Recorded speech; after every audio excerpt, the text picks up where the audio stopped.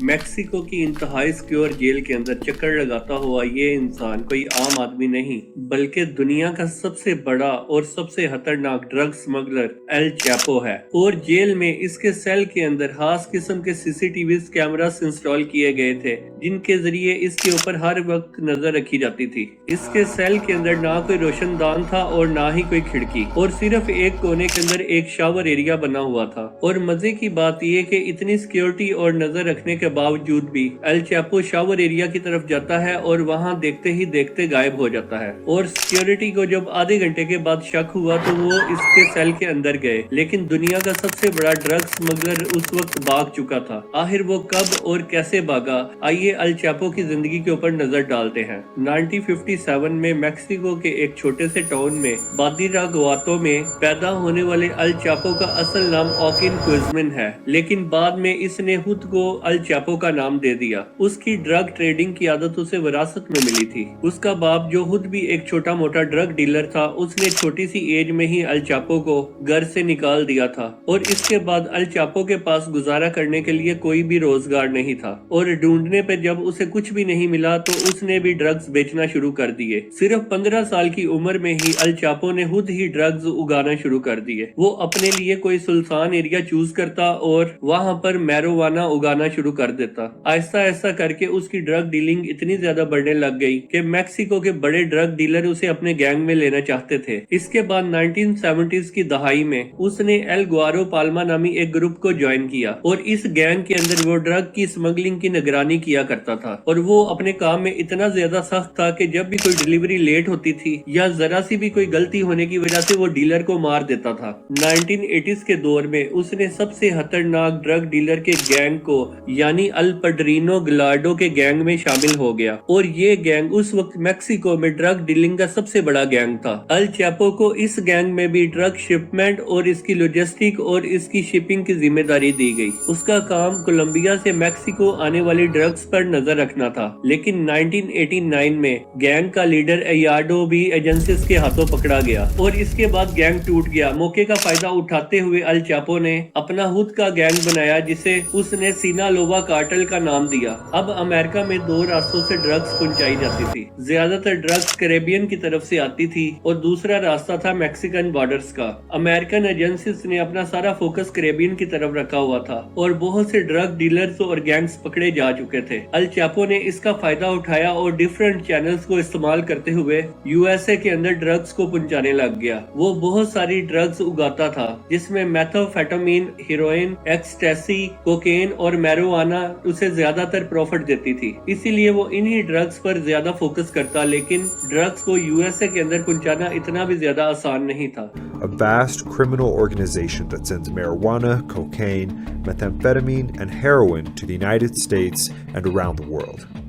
और इसके लिए वो बहुत ही ज्यादा चालाकी का मुजाहरा करते हुए ये काम करता था। शुरू में ऐसी ड्रग्स जिनकी ज्यादा स्मेल नहीं होती यानी कि कोकेन, उनको फायर एक्सटिंग्विशर, चिली पेपर के कैन या अलॉय रिम के अंदर फिल करके स्मगल किया जाता था, और इसको ड्रग सूंघने वाले कुत्ते भी डिटेक्ट नहीं कर पाते थे। लेकिन मसला तो ये था, कोकेन के अलावा दूसरे किस्म की ड्रग्स को स्मगल करना इतना भी ज्यादा आसान नहीं था, और इसके लिए उसने एक ऐसा तरीका इख्तियार किया जो उसकी पहचान बन गया, और वो तरीका था टनल्स यानी सुरंगे। वो लाखों डॉलर्स इन्वेस्ट करके एक्सपर्ट को हायर करता और जमीन के नीचे ऐसे किस्म की टनल्स को बनाता जिनके अंदर इलेक्ट्रिसिटी और वेंटिलेशन का पूरा सिस्टम मौजूद होता, और उन टनल्स के जरिए वो यूएसए के अंदर ड्रग्स को स्मगल करने लग गया। 1990s में फेडरल ब्यूरो ऑफ इन्वेस्टिगेशन के ऑफिसर ये देख के हैरान रह गए जब उनको एल चैपो की पहली टनल मिली। वो टनल 300 फीट लंबी थी और उसमें बिजली का पूरा सिस्टम मौजूद था, और ये टनल एक घर के अंदर निकलती थी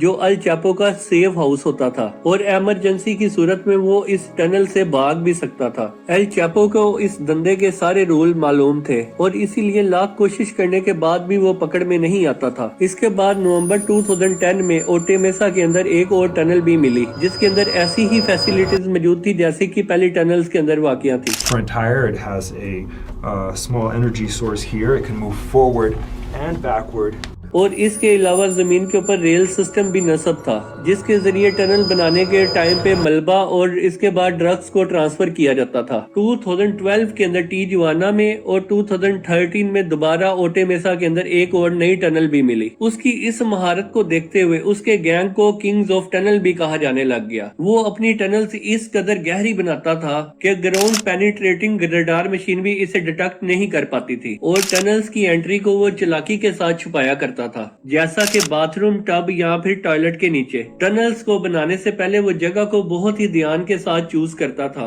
उसने ज्यादातर स्मगलिंग यूएस मैक्सिको बॉर्डर के ऊपर मौजूद कैलिफोर्निया के शहर ओटी मेसा से करने का इरादा बनाया। उसने ओटी मेसा को 3 वजूहात की बुनियाद पर चूज किया था। पहला ये कि ओटे मेसा 2 मेजर ट्रांसपोर्ट हब्स यानी टिजुआना और सैन डियागो के करीब था और ड्रग्स को इन हब्स की वजह से एजेंट्स तक डिलीवर करना आसान था। और दूसरा ये कि ये एक इंडस्ट्रियल एरिया था और यहाँ बहुत ही ज्यादा फैक्ट्रीज थी और इंडस्ट्रियल एरिया होने की वजह से यहाँ मशीनरी का शोर हर वक्त होता रहता था, जिसकी वजह से यहाँ टनल्स को खोदना बहुत ही आसान था क्योंकि खुदाई का शोर फैक्ट्री के शोर के अंदर मिक्स हो जाता था। और तीसरा रीजन था यहाँ की मिट्टी, क्योंकि इस शहर के एक तरफ समुद्र था जो यहाँ की मिट्टी को बहुत ज्यादा नरम करके रखता था और इसीलिए यहाँ खुदाई करना बहुत ही ज्यादा आसान था, जबकि दूसरी तरफ पहाड़ हैं जो नरम जमीन को भी सहत कर देते हैं, जिनके अंदर टनल्स को खोदना नामुमकिन था। यानी हर लिहाज से ओटे मेसा एल चैपो की टनल्स के लिए बहुत ही ज्यादा मुफीद शहर था।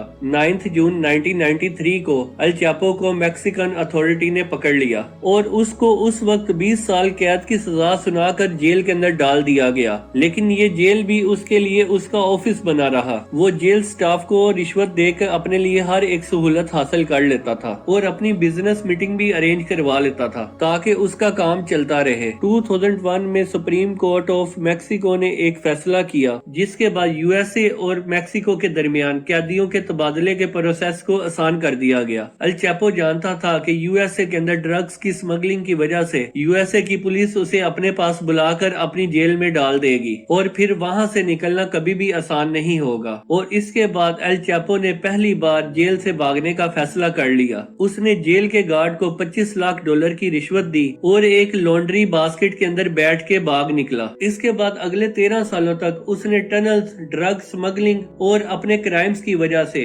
बगैर पकड़े अमेरिका और मैक्सिको की सरकार की नाक में दम किए रखा। लेकिन 13 साल की मेहनत के बाद मैक्सिको की पुलिस को उसकी एग्जैक्ट लोकेशन का पता चल गया और इसके बाद उसके घर पे रेड कर दी गई। और इस बार भी उसने अपने भागने का बंदोबस्त कर रखा था और वो बाथरूम में बाथ टब के नीचे एक सीक्रेट टनल के अंदर घुस गया। लेकिन मैक्सिकन अथॉरिटीज ने उसको ज्यादा दूर तक नहीं जाने दिया और फाइनली वो एक बार फिर से पकड़ा गया और इस बार उसको मैक्सिको की सबसे महफूज जेल एल्टीब्लानो मैक्सिमम सिक्योरिटी प्रिजन में भेज दिया गया और उसके ऊपर खसूसी नजर रखी जाने लग गई। लेकिन सिर्फ 1 साल के बाद यानी 11 जुलाई 2015 को जब वो अपने सेल के अंदर टहल रहा था तो रात को 8:50 पे उसे आखिरी बार शावर एरिया की तरफ जाते हुए देखा गया। Sinaloa cartel escaped for a second time, deeply embarrassing the Mexican government and straining its delicate relationship with U.S. anti-drug officials. तकरीबन आधे घंटे के बाद जब वो कैमरे में नजर नहीं आया तो उसके सेल का लॉकअप खोला गया। जब तक गार्ड अंदर गए तब तक एल चैपो भाग गया था। El Chapo Guzman had escaped once more. The following morning, officials had an almost unbelievable account to share with the public.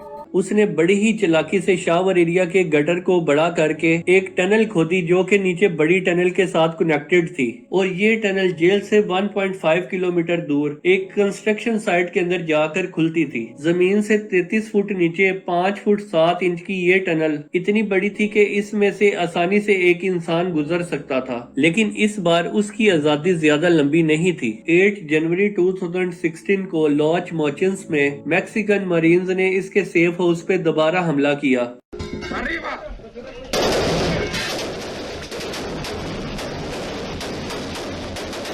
This dramatic footage of the raid on a house that led to the arrest of the drug boss Joaquin El Chapo Guzman.